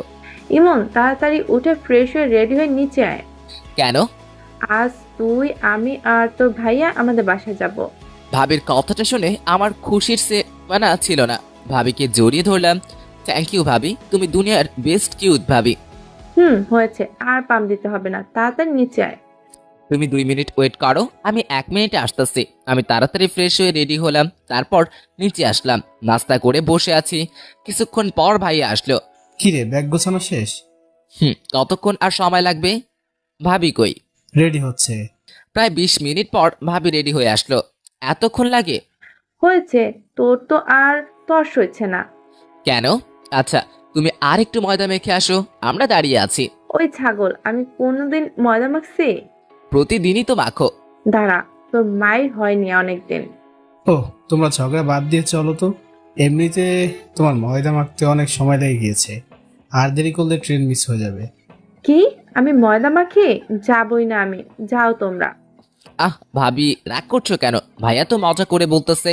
আমি তো জানি তুমি আটা সুন্দরী না। আমার ভাবি দেখতে অনেক কিউট। ঠিক আছে, তুই বলছিস বলে যাচ্ছি, না হলে ওর আজ খবর করে দিতাম। ভাবির কথা শুনে ভাইয়ের মুখটা একদম চুপসে গেল। এবার চলো, না হলে দেরি হয়ে যাবে। চল। তারপর একটা অটো নিয়ে স্টেশনে গেলাম। কিছুক্ষণ পর ট্রেন আসলো। আমার তো আর তরই সইছে না, কখন যে পৌঁছাবো কে জানে। আমার ব্যাপারটা হয়তো ভাবি বুঝতে পারছে, তাই বারবার আমার দিকে তাকিয়ে মুসকি মুসকি হাসছে। কি হলো, হাসছো কেন? না, এমনি। তবে একটা কথা বলে দেই, আর 1 ঘন্টা লাগবে যেতে, তাই বারবার টাইম দেখা বন্ধ কর। কি 1 ঘন্টা? কেন, তুই কি 2 ঘন্টা শুনতে চাচ্ছিলি? আরে না, আমি তো ভাবছিলাম আধা ঘন্টা। আর বাবারে বাবা, কি প্রেম পাগল দেবর আমার। ধুর, তোমাদের যত সব আলতু ফালতু কথা। থাকবোই না আর এখানে। কথাটা বলার পর সিট থেকে উঠে ট্রেনের দরজার কাছে এসে দাঁড়িয়ে রইলাম। ইরা আর আমার কেটে যাওয়া দিনগুলোর কথা ভাবতে লাগলাম। এসব কথা ভাবতে ভাবতে হঠাৎ কাঁধে কারো যেন হাত পড়লো। পিছনে তাকিয়ে দেখি ভাইয়া। আর কতক্ষণ দাঁড়িয়ে থাকবি? আমরা তো প্রায় এসে পড়েছি, তাড়াতাড়ি চল। চলো। কিছুক্ষণ পর স্টেশন আসলো। স্টেশন থেকে বেরিয়ে 2টা রিক্সা নেওয়া হলো। একটাতে ভাবি আর ভাইয়া, আর একটাতে আমি। প্রায় 10 মিনিট পর একটা বাসার সামনে রিক্সা দাঁড়িয়ে গেল। হয়তো এটাই ভাবিদের বাসা। ভাইয়া আর ভাবি নেমে গেল, তাই আমিও নেমে গেলাম। ভাইয়া রিক্সার ভাড়া দিয়ে চলো। ভাবিদের বাসাটা বেশ সুন্দর। ভাবিদের বাসার দরজার কলিং বেল চাপতেই একটা মহিলা দরজা খুলে দিল, আর ভাবি তাকে জড়িয়ে ধরল। হয়তো এটা ভাবির মা, আর আমার হবু শাশুড়ি। ভাইয়া ওনাকে সালাম দিলেন, সাথে আমিও। তারপর সবাই ভিতরে গেলাম। তখন ইরার মা বলল, ইরা, ইরা, দেখ কারা এসেছে। একটু পর ইরা নেমে আসলো। চোখের নিচে কালো দাগ, মুখ চোখ শুকিয়ে গেছে, হয়তো সারা রাত ঘুমায় না। তখন ইরা বলল, কেমন আছেন দুলা ভাই? ভালো, তুমি? ভালো আছি, তুই কেমন আছিস আপু? আমি তো ভালোই আছি, কিন্তু তুই হয়তো ভালো নেই। চেহারার একই অবস্থা করেছিস তুই, বলতো? ঠিকই বলেছিস, তোদের ওখান থেকে আসার পর সারাদিন মনমরা হয়ে বসে থাকে, কারোর সাথে কথা বলে না, খেতে ডাকলে বলে খেতে ইচ্ছে করছে না। আমি কি করব বল, ওকে নিয়ে খুব দুশ্চিন্তায় আছি। আচ্ছা ঠিক আছে, তুই টেনশন নিও না, এখন আমি এসে গেছি না, সব ঠিক করে দিব। ইরা ইমনকে দোতলার রুমটা দেখিয়ে দে। এতক্ষণ পর ইরার চোখ আমার উপরে পড়লো, কিছুক্ষণ আমার দিকে তাকিয়ে রইলো, তারপর আবার মাথা নিচু করলো, তারপর সামনের দিকে হাঁটতে লাগলো। আমি ওর পিছন পিছন হাঁটতে লাগলাম। কিছুক্ষণ পর একটা রুমের সামনে গিয়ে দাঁড়ালো আর বলল, এটা আপনার রুম? ইরার মুখে আপনি কথাটা শুনে অনেক খারাপ লাগলো। আচ্ছা ইরা পাশের রুমে ঢুকে গেল, হয়তো ওটা ওর রুম। ফ্রেশ হয়ে শুয়ে রেস্ট নিতে লাগলাম। কিছুক্ষণ পর ভাবি এসে খাওয়ার জন্য ডাকলো, গিয়ে দেখি রাজকীয় খাওয়া দাওয়ার ব্যবস্থা করা হয়েছে। আমরা আসার সময় কিছু লোক থাকলেও এখন বাসায় অনেক লোক। আমি গিয়ে ভাইয়ার পাশে বসলাম। দুজনকে মরার মতো খাওয়ানো হলো। ভাইয়া ওদের জামাই, ভাইয়াকে খাওয়াক, কিন্তু আমাকে এত খাওয়ানোর কি দরকার ছিল? কোনো মতে রুমে এসে শুয়ে পড়লাম। কি ব্যথা, পেটটা মনে হয় ফেটেই যাবে। সবাই জোর করে ভালোই খাইয়েছে, ভাইয়ার যে কি অবস্থা হচ্ছে কে জানে। ব্যথা। হঠাৎ কে যেন রুমে ঢুকলো, তাকিয়ে দেখি একটা মেয়ে। ভাইয়া, আসতে পারি? আসো। এই নিন। হাতে একটা 7 আপের বোতল ধরিয়ে দিয়ে। যাক, মেয়েটা মনের কষ্ট বুঝছে। তোমাকে তো ঠিক চিনলাম না। আমার নাম সিন্তি, আমি আপনার ভাবির চাচাতো বোন। ও আচ্ছা। ভাইয়া, একটা কথা বলবো? বলো। আপনার কপালে আর হাতে কিসের দাগ? আমি কিছুদিন আগে অ্যাক্সিডেন্ট করেছিলাম, এগুলো তারই ভালোবাসা। আচ্ছা ভাইয়া, আমি এখন আসি, আপনি রেস্ট নিন। সিনথি চলে গেল। আমি বেশ বুঝতে পারছি ওকে ইরাই পাঠিয়েছে আমার কি হয়েছিল শোনার জন্য। আমি মনে মনে হেসে উঠলাম, খুব ক্লান্ত লাগছিল, তাই ঘুমিয়ে পড়লাম। বিকেলে ভাবির ডাকে ঘুম ভাঙলো। কি হয়েছে ভাবি, ডাকতেছো কেন? ঘুরতে যাব, চল। যাও তোমরা, আমি যাব না। ও, ইরাও যাবে আমাদের সাথে, তুই যাবি না? ঠিক আছে। কি? দাঁড়াও, আমি এক্ষুনি রেডি হচ্ছি। ছাগল, তাড়াতাড়ি কর। আমি রেডি হয়ে নিচে গিয়ে দেখি সবাই দাঁড়িয়ে আছে। তারপর বাইরে গিয়ে 2টা রিক্সা নেওয়া হলো, একটাতে ভাবি আর ভাইয়া, আর একটাতে আমি আর ইরা। ইরা রিক্সার এক কোণে, আমি এক কোণে। ইরা অন্যদিকে তাকিয়ে আছে আর আমি ইরার দিকে। হঠাৎ একটা গর্তে চাকা পড়ায় ইরা আমার কাছে চলে আসলো। আমি ইরার হাতের উপর যে হাত দিতে যাব অমনি ও হাত সরিয়ে নিল। তারপর সবাই পার্কে গেলাম। ভাইয়া আর ভাবি এক জায়গায় বসে বাদাম খাচ্ছে আর গল্প করতেছে, আর এইদিকে আমি শুধু বাদাম খাচ্ছি আর ইরা আনমনা হয়ে বসে আছে। একটু পর একটা ছেলে এসে ইরার পাশে দাঁড়ালো আর ইরাকে বলল, কিরে, কেমন আছিস? ভালো, তুই? ভালো। এটা কে? এটা দুলা ভাইয়ের ভাই। ও আচ্ছা, হঠাৎ এখানে? এমনি ঘুরতে আসলাম বস। ছেলেটি ইরা আর আমার মধ্যে বসে ইরার সাথে গল্প করতে লাগলো। আমি চুপচাপ ওদের কথা শুনতে লাগলাম। ইরা এতক্ষণ চুপ করেছিল, কিন্তু এখন ছেলেটার সাথে এসে কথা বলছে। এটা দেখে মাথায় রক্ত উঠে গেল। মনে হচ্ছে ছেলেটাকে উড়াধুরা মারতেই, কিন্তু কি করব, ইচ্ছে থাকলে উপায় নেই। ভাইয়া ভাবি দেখলে খারাপ ভাববে। তখনই দেখলাম একটা মেয়ে দূরে বসে একলা ফোন টিপতেছে। দাঁড়াও, আমাকে রাগানো, এবার দেখাচ্ছি। আমি ওদের ওখান থেকে উঠে মেয়েটার কাছে আসলাম আর মেয়েটাকে বললাম, কারোর জন্য অপেক্ষা করছেন? কেন বলুন তো? না, একা বসে আছেন তাই বললাম। একা বসে থাকলে কি কারোর জন্য অপেক্ষা করা হয়? আসলে সেটা না, কিন্তু এখানে তো কেউ একা আসে না, তাই বললাম আর কি। ও, তাহলে আপনিও একা আসেননি? একা আসেনি সেটা ঠিক, কিন্তু একাই আছি। আপনার কথা ঠিক বুঝলাম না। অত বুঝে কি হবে বলেন তো? আমি ইমন। আমি নিশি। আমার কথার উত্তরটা কিন্তু পেলাম না। কোনটা? এই যে কারোর জন্য অপেক্ষা করছেন কিনা। না, তেমন কেউ নেই। ও, আপনার কেউ আছে? জি আছে। কে সে? ওই যে দেখছেন একটা ছেলের পাশে একটা মেয়ে বসে আছে, ওইটা। মানে আপনার গার্লফ্রেন্ড আরেকজনের সাথে বসে কথা বলছে আর আপনি এখানে বসে আছেন? ব্যাপারটা ঠিক হজম হলো না। সে অনেক কাহিনী, অন্য একদিন বলবো। ফ্রেন্ডস। ফ্রেন্ডস। আমি নিশির সাথে গল্প করতে লাগলাম। এদিকে ইরা রিয়াদ, ইরার ফ্রেন্ড, এর সাথে কথা বলা বাদ দিয়ে আমার এর দিকে তাকিয়ে আছে। তখন রিয়াদ বলল, কিরে, কি হলো? ওইদিকে কি দেখিস? কিছু না। তোর কি হয়েছে বলতো? কিছু হয়নি, তুই যা, আমি পরে কথা বলবো, এখন আমার ভালো লাগছে না। রিয়াদ চলে গেল। এরা ইমনকে কষ্ট দিতে গিয়ে এখন নিজেই কষ্ট পাচ্ছে। ইমনকে ওই মেয়েটার সাথে হেসে হেসে কথা বলতে দেখে ইরার আর সহ্য হলো না, সে তার আপুর কাছে গেল। তখন তার আপু বলল, কিরে তুই এখানে, ইমন কই? আছে, চল বাসায় যাব। এখনই একটু পর যাই, তুই বস এখানে। বলছি না বাসায় যাব, তাড়াতাড়ি উঠ। দুলা ভাই উঠেন তো। আচ্ছা, ইরা যখন বলেছে চলো চলে যাই, কিন্তু ইমন কই? আপনারা দাঁড়ান, আমি ডেকে আনছি। ইরা ইমনের কাছে আসলো। কথা বলা শেষ হলে চলুন, বাসায় যাব। আচ্ছা চলো। আমি নিশিকে বলে চলে আসলাম। আসার সময় অবশ্য ওর নাম্বারটা নিয়ে এসেছি। বাসায় আসলাম। আসার সময় অবশ্য ইরার মুখটা দেখার মতো ছিল। মাঝে মাঝে আমার দিকে রাগি লুকে তাকাচ্ছিল, মনে হচ্ছে চোখ দুটো দিয়ে খেয়ে ফেলবে। বাসায় এসে ফ্রেশ হয়ে নিচে গেলাম। সবাই একসাথে খাওয়া দাওয়া করলাম, ইরাও ছিল সাথে। রাতে ঘুম আসছিল না, তাই ছাদে গিয়ে দাঁড়ালাম। পকেট থেকে একটা সিগারেট বের করলাম আর রাতের আবহাওয়াটা উপভোগ করতে লাগলাম। সিগারেট খাওয়ার আমার নেশা না, দিনে একটা দুইটা আর না খেলেই নাই।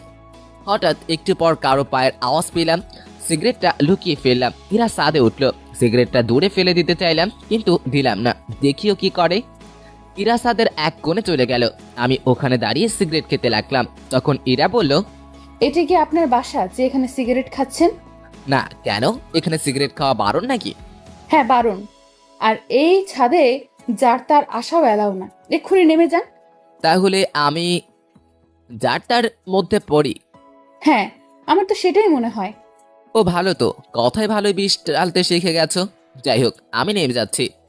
কথাটা বলে নিচে চলে আসলাম। ইরাদের বাসার পাশে একটা চায়ের দোকান আছে, ভাবিকে বলে ওখানে গেলাম। গিয়ে একটা সিগারেট কিনে খেতে লাগলাম। ইরা ছাদ থেকে আমার দিকে তাকিয়ে আছে। অন্ধকারে ওকে দেখতে না পেলেও চাঁদের আলোয় ওর ছায়াটা ঠিকই দেখা যাচ্ছে। সিগারেটের ধোঁয়ায় ইরার দেওয়া বিষগুলোকে মন থেকে বের করার চেষ্টা করতে লাগলাম। কিছুক্ষণ পর বাসায় ঢুকলাম। ভিতরে ঢুকে দেখি ইরা দাঁড়িয়ে আছে। ওর মুখোমুখি না হয়ে রুমে চলে গেলাম, গিয়ে শুয়ে পড়লাম। কোনোভাবেই হার মানতে চলবে না, পুরো চেষ্টা করতে হবে। কোনো মতেই আমি ইরাকে আমার জীবন থেকে আলাদা হতে দিব না।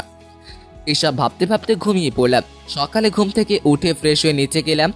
ভাইয়া নাস্তা করছে, পাশে সিনথিয়া আর ইরাও আছে। আমি গিয়ে সিনথির পাশে বসলাম। আমি আমার মতো খেতে লাগলাম। এরই মধ্যে সিনথি আমার কানের কাছে আসলো আর বলল, ভাইয়া আপনি আর আমি আজ ঘুরতে যাব। পাশ থেকে কথাটা হয়তো ইরা শুনতে পেল। ইরা সিনথির দিকে রাগি লুকে তাকালো। ওর চোখ দেখে সিনথির যায় যায় অবস্থা। তখন ইরা সিনথিকে বলল, এত কথা কিসের? খাওয়ার সময় যা, উপরে যা। তখন ইরাকে ভাবি বলল, আরে ওকে খেতে দে আগে। না, ওর খাওয়া লাগবে, তুই উপরে যা। সিনথি ভয় পেয়ে উপরে পালালো। ইরা আমার দিকে একবার তাকিয়ে উঠে গেল। ওর চোখ দিয়ে মনে হয় আগুন ঝরছে। সারাদিন ইরার সাথে কোনো কথাই হয়নি। বিকেলে বাজারে যাওয়ার জন্য বের হলাম। তখনই সিনথি আসলো আর বলল, ভাইয়া কই যান? একটু মার্কেটে যাব। ও আমিও যাব, চলুন, আমার কিছু কেনাকাটার আছে। আমি আর সিনথি বেরিয়ে পড়লাম। মার্কেটে গিয়ে সিনথি কেনাকাটা করতে লাগলো। তখনই একটা শপে একজোড়া পায়েল দেখে খুব পছন্দ হলো। আমি পায়েলগুলো ইরার জন্য কিনে নিলাম। ইরার পায়েল অনেক পছন্দ। আমরা মার্কেট থেকে বেরিয়ে আসব, তখনই দেখলাম ইরা মার্কেটের ভিতরে যাচ্ছে। ভাবলাম এখনই পায়েলগুলো ওকে পরিয়ে দেই, তাই ওকে ডাকতে লাগলাম। কিন্তু ও না শোনার ভান করে চলে যেতে লাগলো। আমি দৌড়ে গিয়ে ওর হাতটা ধরলাম। কি হলো, এতক্ষণ ধরে ডাকছি, শুনতে পাচ্ছ না? জানোয়ার, রাস্তাঘাটে মেয়েদের দেখলেই হাত ধরার ইচ্ছা হয়। কুত্তা, বাবা মা শিক্ষা দেয়নি? তোর মতো ছেলেদের জন্মের ঠিক নেই, সেই জন্য তোরা এমন করিস। আরেকদিন যদি দেখি তাহলে বুঝতে পারবি। কথাগুলো বলে ইরা চলে গেল। আমি ওখানে ঠাই দাঁড়িয়ে রইলাম। আশেপাশে সব মানুষ সবাই আমার দিকে তাকিয়ে রয়েছে। অজান্তে চোখ দিয়ে পানি পড়তে লাগলো। ইরা এমনটা করতে পারলো, হয়তো ভুলটা আমারই। কিন্তু আমার বাবা মা নিয়ে না বললেই পারতো। আজ বুঝে গেলাম ওর মনে আমি আর নেই। হঠাৎ করে কাঁধো কারের হাতে স্পর্শ পেলাম। তাড়াতাড়ি করে নিজের চোখের জল মুছে ফেললাম। তাকিয়ে দেখি সিনথি। ভাইয়া আপু তোমার সাথে এমন করলো কেন? আমি ভাবতেও পারিনি আপু এমন করবে। তুমি তো খারাপ কিছু করনি। আরে বাদ দাও তো, আমি কিছু মনে করিনি। সেটা তোমার চোখ দেখেই বুঝতে পারছি। আমি আপুর ব্যাপারে অনেক লজ্জিত। আমি আপুর হয়ে তোমার কাছে ক্ষমা চাইছি। আরে কি বলছো, তুমি কেন ক্ষমা চাইতেছো? তুমি তো কিছু করনি। সব দোষ আসলে আমার ভাগ্যের। বুঝলাম না। আসলে কি জানো, মানুষ যখন কাছে কিছু পায় তার মর্যাদা দিতে পারে না, আর যখন সেটা চলে যায় তখন সেটা তার কাছে অনেকটা দামি হয়ে যায়। আর কিছু সময় উপর থেকে সেটা লেখা থাকে না। আমার ক্ষেত্রে হয়তো উপরওয়ালার মর্জি। কারোর মনে জায়গা করে নিতে ওপরওয়ালার মর্জি থাকা লাগে নাকি? হয়তো বা না, কিন্তু সম্পর্কটা একটা পরিণতি পেতে গেলে, একটা হ্যাপি এন্ডিং এর জন্য তার আদেশ থাকা লাগে। তার ইচ্ছে না থাকলে রাস্তা একসাথে আসলেও ঠিকানাটা আলাদা হয়ে যাবেই। তোমার কথা কিছুই বুঝতে পারলাম না। একদিন বুঝতে পারবা, চলো বাসায় যাই। চলো। বাসায় আসলাম, ভাবি আমাদের কাছে আসলো আর আমাকে বলল, কিরে তোর গালে কিসের দাগ? তখন ভাবিকে সিনথি বলল। জানো আপু, ইরা আপু না। কথাটা বলার আগেই আমি সিনথিকে থামিয়ে দিলাম। কিছু না ভাবি, গালে একটা মশা বসেছিল, ওটাকে মারতে গিয়ে দাগ পড়ে গেছে। ভাবি আমার দিকে তাকালো। যা উপরে গিয়ে ফ্রেশ হয়ে নে। উপরে এসে শুয়ে পড়লাম। কি এমন ভুল করেছিলাম যে ইরা আমার সাথে এমনটা করলো? ভেবেছিলাম ওর অভিমানের জন্য হয়তো এমনটা করতেছে, কিন্তু এখন বুঝতে পারছি ইরা আর আমাকে ওর জীবনে চায় না। তাহলে ওর ইচ্ছেটাই থাক। নীরবে কেঁদেই চলেছে। কেন জানি না নিজেকে খুব একা লাগছে। মনে হচ্ছে জীবন থেকে কিছু একটা চিরদিনের মতো হারিয়ে গেল। শত চেষ্টায়ও তাকে আটকে রাখতে পারলাম না। চারিদিকটা কেমন যেন অন্ধকার হয়ে আসছে। চোখের পাতাগুলো জলে ভিজে গেছে। ভালোবাসা আমার সাথী না হলেও কষ্টগুলো আজ আমার সাথে ঠিকই আছে। ভালোবাসা সবচেয়ে বড় পাওনাটা হয়তো পেয়ে গেলাম। নিজেকে শেষ করে দেওয়ার ইচ্ছে করছে, কিন্তু সেটা করলে আম্মু আব্বু ভাইয়া ভাবিকে ধোকা দেওয়া হবে। তাই এই যন্ত্রণা নিয়েই সারা জীবন হয়তো কাটিয়ে দিতে হবে। সারা রাত কেঁদেই গেলাম। বাইরে খেয়ে এসেছি বলে ভাবি আর ডাকেনি। জ্যোৎস্না রাতে জানালার পাশে বসে আছে। চাঁদের আলোয় কেমন যেন একটা মায়া আছে। আজ বুঝলাম কেন জ্যোৎস্না রাতে চাঁদ সবার পছন্দ। রাতের একলা সময় পুরনো কথাগুলো মনে করিয়ে দেয়, তা ভালো হোক বা খারাপ। রাতের আকাশ কখনো কাউকে একা রাখে না, সাথে রেখে দেয় কিছু কষ্টদায়ক পুরনো স্মৃতি। সারা রাত ঘুমাতে পারলাম না। সকালে ফ্রেশ হয়ে নিচে গেলাম। চোখের নিচে কালো দাগ পড়ে গেছে। মাথাটা কেমন যেন ঝিনঝিন করছে। ভাবির সাথে কথা বলে বাইরে চলে আসলাম। বাইরে এসে চায়ের দোকানের দিকে যেতে লাগলাম। হঠাৎ কি যেন মনে হলো, পিছনে তাকিয়ে দেখি ইরা আসছে। আমি কিছু না বলে এক দোকান থেকে এক প্যাকেট সিগারেট কিনে একটা সিগারেট ধরিয়ে পার্কের দিকে গেলাম। একটু পর ইরা ওর কিছু বান্ধবীর সাথে পার্কে এলো। আমি ওকে দেখে মাথা নিচু করে রইলাম আর নীরবে সিগারেট খেতে লাগলাম। হঠাৎ করে চোখ দিয়ে জল পড়তে লাগলো। তাড়াতাড়ি জল মুছে বড় একটা নিঃশ্বাস নিলাম। তারপর আরেকটা সিগারেট ধরালাম। এইদিকে ইরা ইমনকে সিগারেট কেনা দেখে ওর পিছনে আসে, সাথে কিছু ফ্রেন্ডকেও নিয়ে আসে যাতে ইমন বুঝতে না পারে। ইরা ইমনের দিকে এক দৃষ্টিতে তাকিয়ে আছে। কালকের ঘটনাটার জন্য ইরাও সারা রাত ঘুমাতে পারেনি। সারা রাত ইমনের জন্য কেঁদেছে। কালকে যে ওর সাথে এমন ব্যবহার করলাম, আজ আমার জন্যই ও কষ্ট পাচ্ছে। সব আমার জন্য। কোন মুখে ওর কাছে যাব? এসব কথা ভাবতে ভাবতেই ইরা কেঁদেই ফেলল। তখন ইরার ফ্রেন্ডস বলল, কি রে কাঁদছিস কেন? ইরা কেঁদেই চলেছে। আরে বলবি তো। ইরা আর ওই জায়গায় না থেকে বাসায় চলে আসে। বাসায় এসে দরজা বন্ধ করে কাঁদতে থাকে। তখন ইমন একটু পর সামনে তাকিয়ে দেখে ইরা নেই। সারাদিন পর বিকেলে বাসায় যায়। ভাবি অনেকবার ফোন দিয়েছে কিন্তু ফোন ধরেনি। বিকেলের দিকে বাসায় গিয়ে দেখি ভাবি বসে আছে। ভাবি আমাকে দেখে বলল, কই ছিলি? বাইরে। কি হয়েছে তোর বলতো? কাল বাজার থেকে আসার পর থেকে কেমন যেন হয়ে গেছিস। কিছু হয়নি। উপরে যা, তোর সাথে আমি একটু পর কথা বলছি। আমি রুমে এসে শুয়ে পড়লাম। মাথাটা খুব ব্যথা করছে। একটু পর ভাবি আসলো আর বলল, তুই সিগারেট খাস? আমি চুপ হয়ে গেলাম। আমি নিজে তোর শরীর থেকে সিগারেটের গন্ধ পেয়ে। কি হলো বলছিস না কেন? আমি চুপচাপ করে রইলাম। আর যেন কোনোদিন সিগারেট খাওয়া না দেখে। তারপর ভাবি আমার কাছে আসলো, আমার মাথায় হাত বুলিয়ে দিতে লাগলো আর বলল, এরা কি বলেছে তোকে? কিছুই বলেনি। তুই বলবি না জানি আমি। ভাবি সিনথিকে ডাক দিল। একটু পর সিনথি রুমে আসলো আর সিনথিকে বলল, কাল মার্কেটে কি হয়েছিল? কই কিছু হয়নি তো আপু। আরেকবার মিথ্যা কথা বললে থাপ্পড় মেলে গাল ফাটিয়ে দিব বজ্জাত মেয়ে। ভাবির ধমকে সিনথি কেঁদে দেয়। কান্না করা বন্ধ কর। ভাবির ধমকে সিনথি চুপ হয়ে যায়, কিন্তু চোখ দিয়ে জল পড়েই যাচ্ছে। এখন বল কাল কি হয়েছে? একটাও যদি মিথ্যা কথা বলছিস তাহলে আজ তোর একদিন কি আমার একদিন। সিনথি সব কথা ভাবিকে বলে দেয়। ভাবি রেগে আগুন হয়ে যায়। আমার হাত ধরে ইরার রুমে নিয়ে যেতে লাগলো। ভাবি আমার কথাটা শুনো, ইরার কোনো দোষ নেই, আমি ওর হাত ধরেছিলাম। তাতে কি হয়েছে? এর আগে মনে হয় তুই ওর হাত ধরিসনি, আর হাত ধরেছিস বলে তোকে মারবে, বাবা মা তুলে গালি দিবে। ভাবি আমার কথাটা তো শোনো একবার। একদম চুপ করে থাকবে। ভাবির এমন রূপ কোনো দিন দেখিনি। ভাবি রেগে একদম আগুন হয়ে আছে। ভাবি আমাকে ইরার রুমে নিয়ে গেল। ইরা জানালার পাশে দাঁড়িয়ে আছে। তখন ভাবি ইরাকে বলল, তুই কাল ইমনকে কেন মেরেছিস? ও কোন সাহসে আমায় হাত ধরেছিল? চুপ, তোকে নিজের বোন বলতে ঘৃণা করছে। তুই জানিস ইমন তোকে কতটা ভালোবাসে, তাও তুই ওকে অপমান করলি, ওর বাবা মা নিয়ে গালি দিলি। ওর বাবা মা এখন আমারও বাবা মা। তুই এতটা নীচ হয়ে গেছিস জানতাম না। ইরা নীরবে কান্না করে যাচ্ছে। আজ থেকে তোর সাথে আমার কোনো সম্পর্ক নেই, আমারই ভুল। আমি কেন ইমনকে এখানে আনতে গেলাম? কালকেই আমরা এখান থেকে চলে যাব, তারপর আর ও কোন দিন এই বাসায় আসবো না।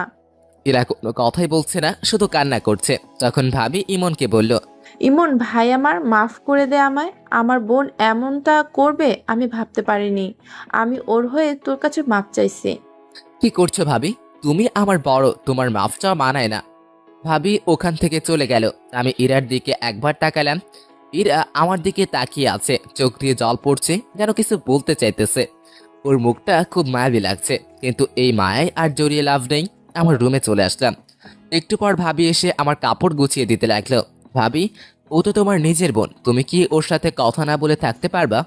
এরকম বোনের দরকার নেই যে মানুষকে মানুষ মনে করে না। কিন্তু ভাবি।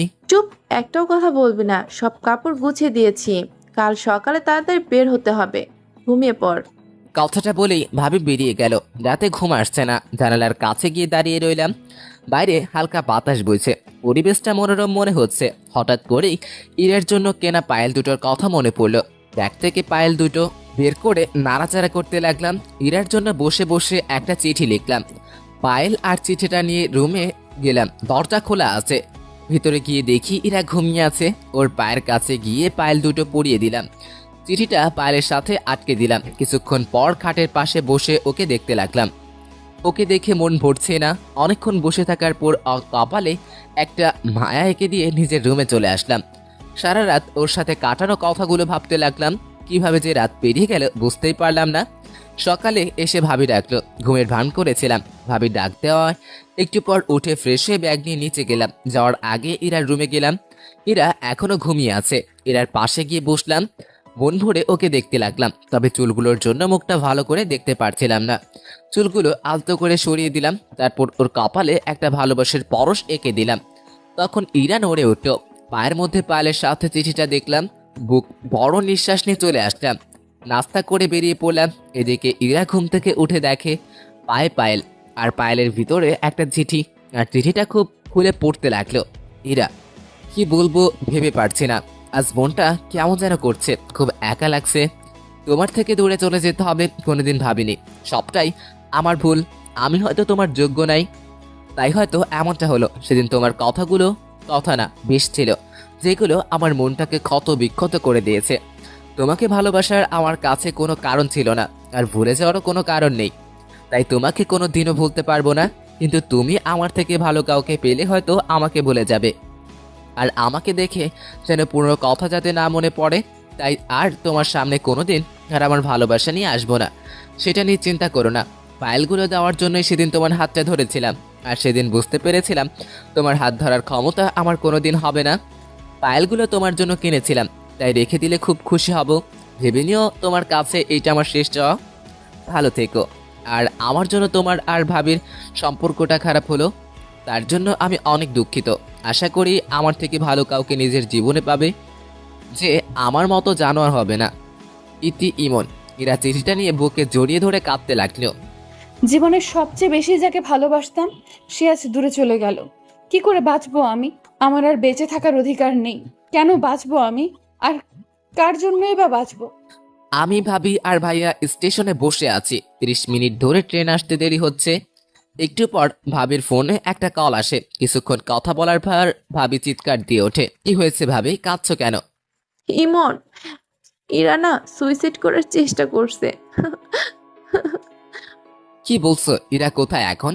আম্মু ওকে হাসপাতালে নিয়ে গেছে। তাড়াতাড়ি চলো। আমরা সবাই হাসপাতালে গেলাম। অজান্তেই চোখ দিয়ে পানি বেয়ে পড়ছে।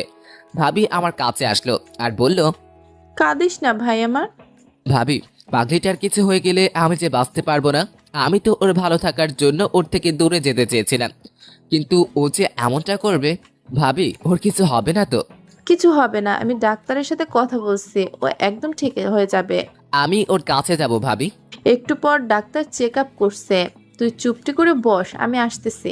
ভাবির কথা শুনে কিছুটা হলেও স্বস্তি পেলাম। কিছুক্ষণ পর ডাক্তার বের হলেন আর বলল, আপনারা পেশেন্টের সাথে দেখা করতে পারেন, কিন্তু এক এক করে। সবাই দেখা করতে গেল। ভাবি আমাকে আগে যেতে বলল, কিন্তু আমি সবার পরে গেলাম। এরা শুয়ে আছে। আমি রুমে ঢুকতেই আমার দিকে তাকিয়ে মুখ ঘুরিয়ে নিল। আমি ওর পাশে গিয়ে বসলাম।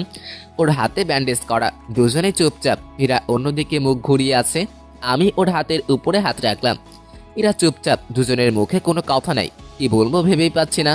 না, ওকে একটু রাগিয়ে দেই। আমি কি চলে যাব? আসতে কে বলেছে? কেউ বলেনি, নির্লজ্জের মতো চলে আসছি। এখন ফিরে যাই। যা, চলে যা, লাগবে না তোকে। আরে চিল্লাচ্ছ কেন? যাচ্ছি তো। উঠতে যাব, তখন দেখছে ইরা ফুপিয়ে ফুপিয়ে কান্না করছে। মুখটা কি এদিকে ঘোরানো যাবে? না, যাবে না, চলে যা তুই। কারো দরকার নেই আমার। সত্যি তো, ইরা চুপ, কান্না করছে। কি হলো? ইরা আমার দিকে ঘুরলো, আমার চোখের দিকে তাকিয়ে আমাকে জড়িয়ে ধরলো, আমার বুকে মুখ গুজে কান্না করতে লাগলো। আরে এত কান্না কেউ করে কেন? চুপ কর, একদম কথা বলবি না। আরেকবার যদি আমাকে ছেড়ে যাওয়ার কথা বলিস তাহলে বুঝতে পারবি। তাহলে সেদিন বাজারে কি বললে? আসলে সেদিন তোমাকে সিনথির সাথে দেখে মাথা খারাপ হয়ে গেছিল, তাই আবোল তাবোল বলে ফেলেছি। আমাকে মাফ করে দিও প্লিজ। তুমি যদি মাফ না করো তাহলে আমি আবার কিছু করে ফেলবো। আরে পাগলি, আমি কি তোমার উপর রাগ করে থাকতে পারি? অবশ্য আবার হাত কাটলে ভালোই হবে। কেন? তাতে তোমার ওজনটা যদি একটু কমে। যে মোটু তুমি। কি? আমি মোটু? বলেই বুকে কামড়ে ধরলো। আরে আরে লাগছে তো, চারও ছেড়ে দিল। এভাবে কেউ কামড় দেয়? ওসব বাদ দাও, এখন একটা কিস দাও তো। কি কিস? এখন না, বিয়ের পর। দিবা কিনা বলো। কেউ এসে পড়বে। তোর গুষ্টি কিলাই। বলেই ইরা আমাকে টান দিল।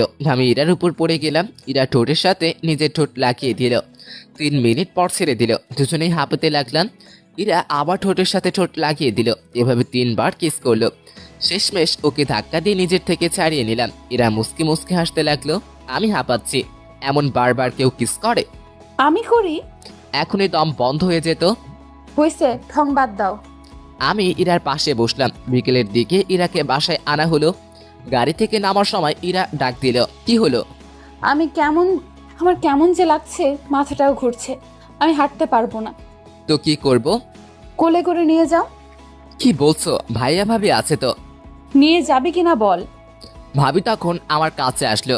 কি হয়েছে, বাসায় চল। দেখো না আপু, আমার মাথাটা ঘোরাচ্ছে, কেমন যেন লাগছে। ওকে বলছি কোলে করে নিয়ে যেতে, কিন্তু কিছুতেই নিয়ে যাচ্ছে না। একটা মেয়ে অসুস্থ, ওকে সাহায্য করা বাদ দিয়ে কি বলছিস? যা উপরে নিয়ে যা। কথাটা বলে ভাবি হাসতে হাসতে চলে গেল। আমি ইরাকে কোলে তুলে নিলাম। ইরা আমার গলা জড়িয়ে ধরলো। ইরাকে ওর বেডে শুইয়ে দিলাম। তখন ইরা বলল, আমার পাশে শুয়ে পড়ো। না না, সবাই কি ভাববে? বলছি না শুয়ে পড়ো। ইরা জোর করে ওর পাশে শোয়ালো।